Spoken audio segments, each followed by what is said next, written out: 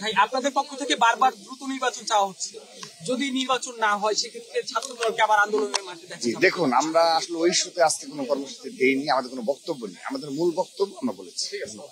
Noodles খান নাই তো নুডলসই খান নাই। মূলত বিশেষ করে বিশ্ববিদ্যালয় প্রশাসনের নিকটে আমাদের দাবিগুলো, যে তারা শিক্ষা প্রতিষ্ঠানগুলোতে যে ছাত্রলীগের যে সন্ত্রাসীদের যে নৈরাজ্যকর পরিস্থিতি সৃষ্টি করেছিল, সন্ত্রাসী কার্যকলাপ করেছে, তাদের সকলের সবাইকে বিচারের আওতায় নিয়ে আসার জন্য আমরা মূলত এই কর্মসূচি পালন করছি।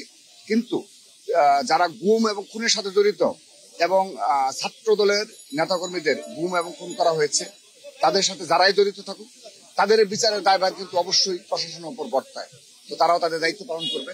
অর্থাৎ ছাত্রলীগের বিচার এবং বিশ্ববিদ্যালয়গুলোতে যারা ফ্যাসিবাদের সাথে জড়িত ছিল তাদের বিচারেই হলো আমাদের মূল দাবি, এবং সেই মূল দাবিটি হলো আমাদের বিশ্ববিদ্যালয় প্রশাসনের নিকট।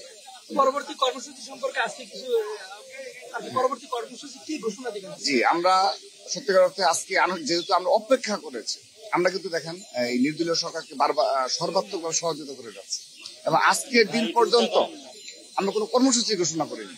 আমরা নীরবে নিবৃত্তি থেকে সাধারণ শিক্ষার্থীদের মনোভাব বুঝেই ক্যাম্পাসগুলোতে বিচরণ করছি। আমাদের কোনো হল দখল বলেন, রুমে পেশি শক্তির প্রদর্শন সামান্যতম সেই নজির কিন্তু আমরা নেই। আমরা চেষ্টা করে যাচ্ছি, কিন্তু এর মাঝে কিন্তু আপনি 5.5 মাস অতিবাহিত হয়ে গিয়েছে।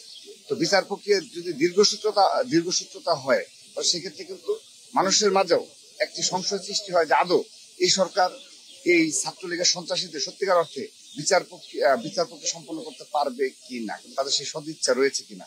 আমরা নিষিদ্ধ করা হয়েছে, নিষিদ্ধ করা আর হলো যারা অপরাধী তাদেরকে বিচার করা এক নয়, তো তাদেরকে বিচার করতে হবে। বিশেষ করে আমরা বিশ্ববিদ্যালয় প্রশাসনের দাবি জানাচ্ছি, তারা যেন অতি শীঘ্রই তদন্ত প্রতিবেদন প্রকাশ করতেই হবে। আলটিমেটাম হলো বিশ্ববিদ্যালয় প্রশাসনের নিকট যে তারা ছাত্রলীগের বিচারের জন্য এবং যে সকল ফ্যাসিবাদের সাথে যারা জড়িত ছিল তাদের বিচারের জন্য তারা কিন্তু ঢাকা বিশ্ববিদ্যালয়, জাহাঙ্গীরনগর বিশ্ববিদ্যালয় সহ সব বিশ্ববিদ্যালয় প্রশাসন একটি তদন্ত কমিটি গঠন করেছে। তো 4 মাসে কিন্তু তারা সেই তদন্ত প্রতিবেদন প্রকাশ করতে পারেনি। তো আমরা মূল দাবি হলো তাদের সেই তদন্ত প্রতিবেদন প্রকাশ করতে হবে, এবং সেই তাদের তদন্ত প্রতিবেদন অনুযায়ী যারা দোষী সাব্যস্ত হবে তাদেরকে সুষ্ঠু তদন্তের মাধ্যমে আইনের আওতায় নিয়ে আসতে হবে। এটি আমাদের মূল দাবি।